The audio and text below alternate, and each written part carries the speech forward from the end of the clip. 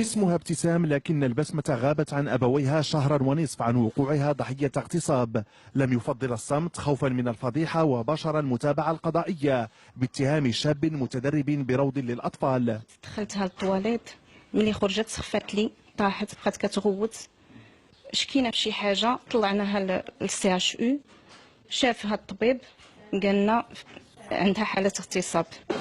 والمتهم بريء إلى أن تثبت إدانته. الجمعية المشرفة على روض الأطفال استبعدت وقوع الاغتصاب داخل مراحيض المؤسسة التربوية نظرا لقربها من باقي المرافق. أما المتدرب فيتابع في حالة اعتقال.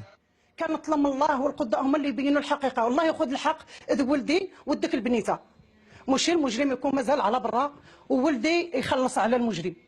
تأجلت المحاكمة إلى منتصف الشهر المقبل انتظارا لنتائج الخبرة الطبية وفحص الحمض النووي وعرض المعطيات على العدالة.